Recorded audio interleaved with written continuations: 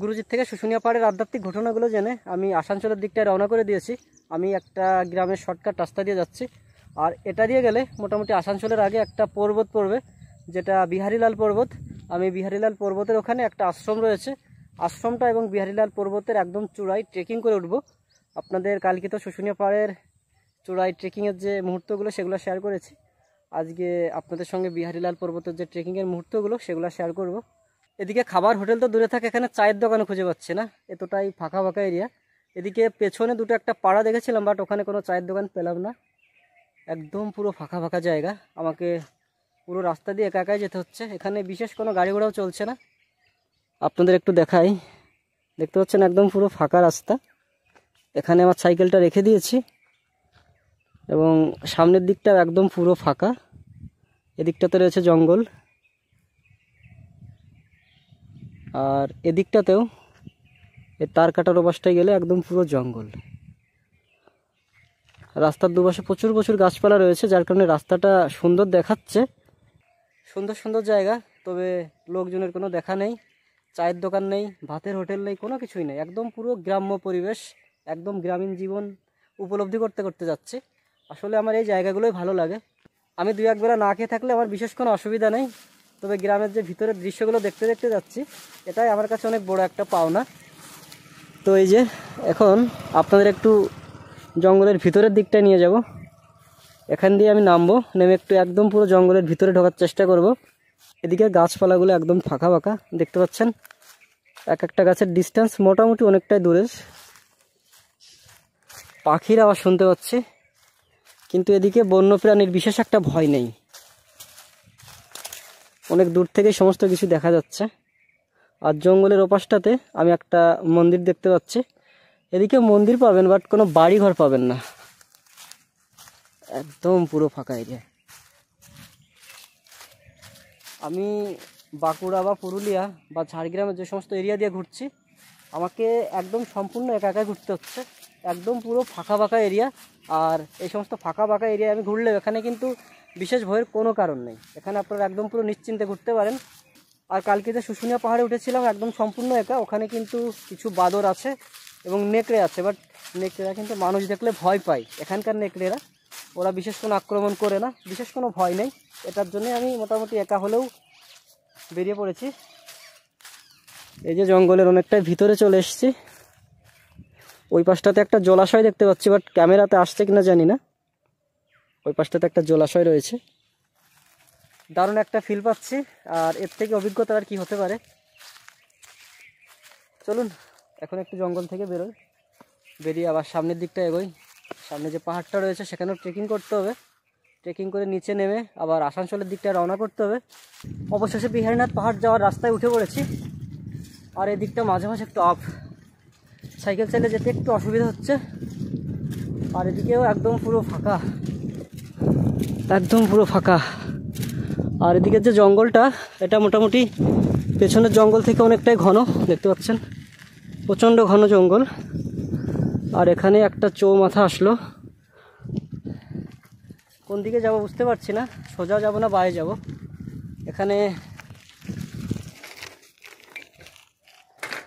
কারোর থেকে শুনে নিয়ে আমার সামনের দিকটা এগোনো উচিত। আর আমার যতটা আইডিয়া, রাস্তাটা বাঁ দিকে হবে, কারণ আমি এদিকটায় পাহাড় দেখতে পেয়েছি, তার মানে পাহাড়টা হয়তো বা এদিকেই হবে। আমি 100% শিওর যে এদিকেই রাস্তাটা হবে। তো চলুন পাহাড়ের দিকটায় যাই, আশ্রমটা দেখাবো এবং একদম পুরো টপ হিলে আপনাদের টপ হিলের থেকে চারপাশের যে পরিবেশটা সেটাও দেখানোর চেষ্টা করব। রাস্তার পাশ দিয়ে প্রচুর পাথর পড়ে আছে, আর এই ভিতরের দিকটা তো প্রচুর পাথর, ওটা দেখে মনে হচ্ছে একদম পুরো জীবন্ত পাথর। পাথরগুলো কিন্তু একদম পুরো গাছের মতো জীবন্ত হয়ে আছে মনে হচ্ছে। আর এদিকটাতে গেলে মোটামুটি এখানে একটা বড় পাহাড় আছে, সেটা চূড়ায় ওঠা যায়, কিন্তু এই মুহূর্তে আমি একদম বিহারীলাল পাহাড়ের চূড়ায় উঠবো, যার কারণে এখানে আমি বিশেষ একটা সময় নষ্ট করতে চাচ্ছি না। তবুও জায়গাটা দেখে আমার খুব ভালো লাগলো, তাই একটু এই দিকটায় নেমে আসলাম। জায়গাটা খুব সুন্দর, খোলামেলা একটা জায়গা, এখানে ঘোরাঘুরি করার মতো খুব সুন্দর একটা জায়গা। বিশেষ করে 4-5 জন আসলে তো এই জায়গাগুলো, এবং এখান থেকে মোটামুটি পাহাড়ের একদম কোলে, ওখানে একদম পুরো পাহাড়ি জায়গা, ওই সমস্ত জায়গায় ঘোরাঘুরি করা যায়। ফাঁকা জায়গা হলেও কিন্তু বিশেষ কোনো ভয়ের কারণ নেই। মোটামুটি গ্রামীণরা আসেন এখানে গরু বা ছাগল চড়াতে, আমি পেছনে একটা জঙ্গলে দেখছিলাম, ওখানে কিছু কাকিমা কাঠ কাটতে এসছে। এখানেও তাল গাছ রয়েছে। আর এই বড় পাহাড়টা,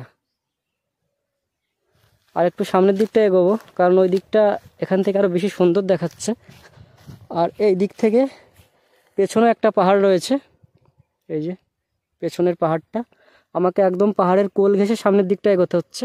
মোটামুটি এখান থেকে এখনও 4 থেকে 5 কিলোমিটার সামনে এগিয়ে গেলে আমি যে বড় পাহাড়ের উদ্দেশ্যে রওনা করেছি সেটা পাবো। তো এই যে বড় বড় পাহাড়গুলো, এই সমস্ত জায়গা দিয়ে আমাকে যেতে হচ্ছে। জায়গাগুলো অসাধারণ জায়গা। আমার যদি এর পরে কোনো সুযোগ হয় তাহলে আমি 4-5টা বন্ধু নিয়ে এই সমস্ত জায়গায় মোটামুটি 10 থেকে 15 দিন থাকবো। যে সমস্ত পাহাড়গুলো আছে সমস্ত পাহাড়গুলো ট্রেকিং করে করে উঠবো। 4-5 জন বন্ধু আসলে মোটামুটি খাবার প্যাকিং করে নিয়ে সারাদিন ঘুরলেও বিশেষ কোনো অসুবিধা নেই।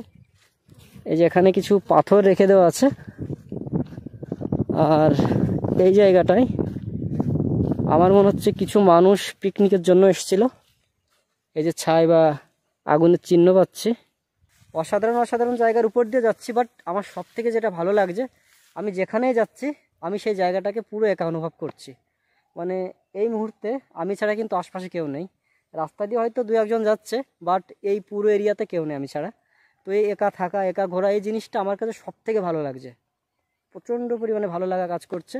তো চলুন উপরের দিকটায় যাই, আবার সামনের দিকটা এগিয়ে যাই। সামনে পাহাড়ে উঠতে হবে, আর অনেকটা পথ সামনের দিকটা এগোতে হবে। আমি এই মুহূর্তে বিহারীনাথ পাহাড়ের একদম পুরো ট্রেকিং অবস্থায় চলে এসেছি। এই পাশটা একটা বাজার মতো রয়েছে, এখানে সাইকেলটা রেখে দিয়ে আমি এখন একদম ট্রেকিংয়ের মেন মুহূর্তে যাব।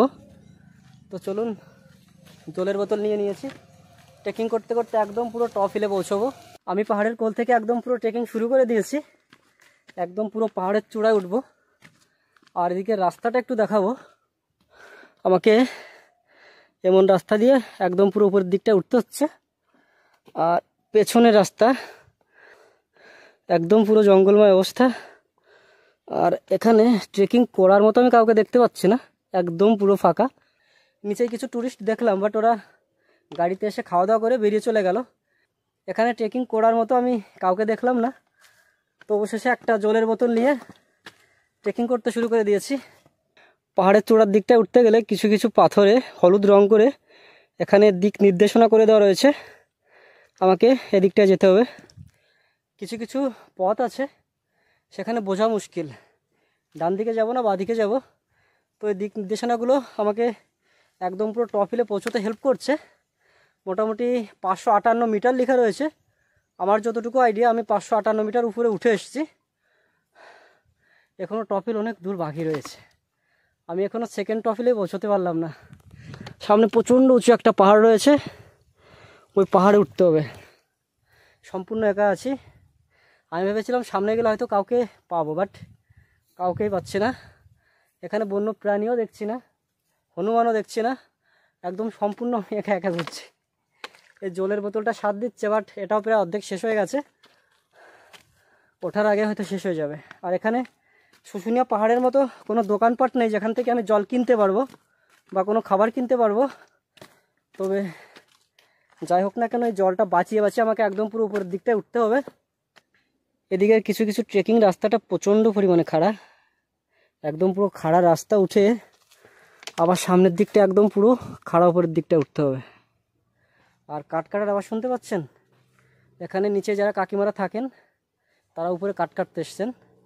কাঠ কাটার শব্দ শুনতে পাচ্ছি, আর উপরেও শব্দ শুনতে পাচ্ছি।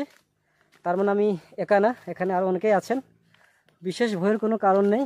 এখন একদম পুরো নিশ্চিন্তে আমি ট্রেকিং করতে পারবো। এখানে যে কাকিমারা এসছেন তারা কাঠ কেটে এখানে রেখে দিয়েছেন। এই যে এখানে যে কাঠগুলো দেখতে পাচ্ছেন, এগুলো বোঝা বাঁধবে। বোঝা বেঁধে একদম পুরো এই রাস্তা দিয়ে নিচের দিকটায় নামিয়ে নিয়ে যাবে। অসম্ভব একটা ব্যাপার। আমি উপরের দিকটা উঠছি একদম খালি হাতে, তবুও প্রচণ্ড কষ্ট হয়ে যাচ্ছে। আর কাকিমারা এই বোঝাটা বাঁধবে, মাথায় করে নিয়ে একদম পুরো নিচের দিকটায় নামবে, যেটা সম্পূর্ণ একটা অসম্ভব একটা ব্যাপার। শুশুনিয়া পাহাড় হলে এই মুহূর্তে আমি একদম পুরো টপ হিলে আছি। অনেকটা উপরে উঠে গেছি, তবু এখন অনেকটা পথ বাকি রয়েছে। এদিকে পথগুলো প্রচণ্ড ভয়ঙ্কর, প্রচণ্ড ভয়ঙ্কর পথ। এরকম রাস্তা দিয়ে কোনো অসম্ভব একটা ব্যাপার। এই রাস্তা দিয়ে উঠলাম, একদম মনে হচ্ছে পুরো গর্তে চলে গেছে। আবার এদিকেও একদম পুরো খাড়া, এইভাবে এগোতে হচ্ছে। এই মুহূর্তে আমার সামনে একদম পুরো খাড়া রাস্তা, এই যে একদম পুরো আকাশে চলে গেছে। আমাকে এমন রাস্তা দিয়ে উপরের দিকটা উঠতে হচ্ছে, একদম গা ঘেমে চৌচির হয়ে যাচ্ছে। নিচের দিকটাও দেখুন, পাতাল থেকে আকাশে উঠছি। চলুন, আর একটুখানি বাকি আছে, প্রফিলে উঠে চারপাশটা দেখব। পাহাড়ের মেন চূড়ার একদম খুব কাছাকাছি জায়গায় চলে এসেছি। আর জায়গাটা দেখুন, একদম পুরো ছিমছাম একটা জায়গা, একদম ছিমছাম একটা জায়গা। এদিকে রয়েছে জঙ্গল, আর ডান পাশটাতে রয়েছে জঙ্গল। জঙ্গলটা দেখুন, একদম পুরো ছিমছাম জায়গা। শুধু পাখির ডাকের আওয়াজটা শুনতে পাচ্ছি, তাছাড়া কিন্তু কোনো কিছুর আওয়াজ শুনতে পাচ্ছি না। আমাকে এদিক দিয়ে একদম পুরো উপরের দিকটায় উঠতে হবে। চলুন উঠি, একদম মেন চূড়ার খুব কাছাকাছি জায়গায় চলে এসেছি। মোটামুটি আর 15 থেকে 20 মিনিটের মধ্যে পৌঁছে যাব। আমি পেছনের উঁচু জায়গা দেখে ভেবে নিয়েছিলাম একদম পুরো টপ হিলে পৌঁছে গেছি, কিন্তু আমি এখনও টপ হিলে পৌঁছোইনি। আমাকে এখনও সামনের দিকটা এগোতে হবে, আমাকে আরও সামনে এগোতে হবে। এখানে যে উঁচু জায়গাটা রয়েছে, আমি এই জায়গাটাকে টপ হিল ভেবে নিয়েছিলাম, কিন্তু ওটা টপ হিল না। আমাকে এটা দিয়ে এখনও এই রাস্তা দিয়ে একদম পুরো উপরের দিকটায় উঠতে হবে। আর এই জায়গাগুলো দেখুন, একদম পুরো ভয়ানক একটা জায়গা।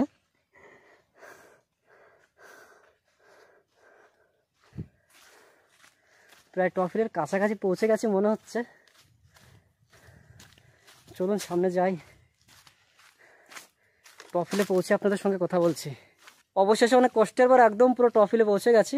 আর এখানে একটা হনুমান মন্দির রয়েছে। এখানে একদম টপ হিলের টপ জায়গায় একটা হনুমান মন্দির রয়েছে, আপনাদের একটু কাছ থেকে দেখাবো। হনুমান মন্দির, হনুমানের একটা ছবি রয়েছে এখানে, আর চারপাশটা পাথর দিয়ে উঁচু করে রাখা হয়েছে। আর এখানে একটা দাদা থাকেন, এই কাঠ সংগ্রহ করে আনলেন রাত্রিবেলায় রান্নাবান্না করার জন্য। দাদা এখানেই থাকো? হ্যাঁ, আমি থাকবো এই 6টা পর্যন্ত, সন্ধ্যা পর্যন্ত। আচ্ছা, এখানে একা থাকো, বিশেষ কোনো অসুবিধা হয় না? আমি নাচ শিখি এখানে। নাচ শেখাও? নাচ শিখি, আচ্ছা নাচ শিখি, মানে আমার নাচের প্রোগ্রাম আছে। আচ্ছা আচ্ছা আচ্ছা আচ্ছা। যাক, দাদা এখানে থাকে, এমন একটা শুনশান জায়গায় যে থাকেন, বিশাল একটা ব্যাপার। তো এটা হলো হনুমানের মন্দির, আর আমি এদিক থেকে এসেছি। আর এদিকে একটা রাস্তা চলে গেছে, আর এদিকটা একটা রাস্তা চলে গেছে। মোটামুটি এই জায়গাটা একটু পরিষ্কার পরিচ্ছন্ন রাখা হয়েছে হনুমান মন্দিরের জন্য। ওই দাদাটা এখানে মোটামুটি পরিষ্কার পরিচ্ছন্ন রাখেন, মন্দিরের দেখভাল করেন। যাই হোক, একদম টপ হিলে পৌঁছে হনুমান মন্দিরটা দর্শন করলাম। এখানে একটা দাদা আছে, তার সাথে কথা বললাম এবং চারপাশটা সুন্দরভাবে দেখলাম। এটা অনেক বড় একটা অভিজ্ঞতার। নিচ থেকে অনেক কষ্ট করে উপরে উঠেছি, তারপর এই দৃশ্যগুলো দেখছি। সুন্দর একটা অভিজ্ঞতা, নিজেকে অনেক ভাগ্যবান মনে হচ্ছে। অনেক কষ্ট করে উঠেছি, এখন আর বিশেষ কোনো কথা বলতে পারছি না, হাঁপিয়ে যাচ্ছি। এখন এই জায়গাটা দেখবো, তারপর আবার নিচে নামবো, নিচে নেমে আবার আসানসোলের দিকে রওনা করব।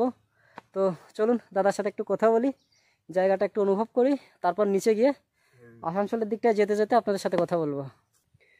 মিশন সাকসেসফুল, একদম উপর থেকে নিচে নেমে চলে এসেছি। এখন এখানে যে কোনো একটা হোটেলে খাবো, খাওয়া দাওয়া করে আবার আসানসোলের উদ্দেশ্যে রওনা করব। এই মুহূর্তে আমাকে দামোদর নদীর উপরে কাঠের ব্রিজ পেরিয়ে ওই বাসটায় পৌঁছতে হবে। ও বাসে পৌঁছে গেলে আমি বর্ধমান পৌঁছে যাব। আমি ভাবছি এত বড় একটা নদীর উপরে এই কাঠের ব্রিজটা কীভাবে তৈরি করলো। আর নদীটা একদম পুরোপুরি প্রায় চর পড়ে গেছে এ পাশটাতে। আর ডান পাশটাতে এদিকে একদম পুরো চর এরিয়া, আর উপরটা একদম পুরো বালুময়।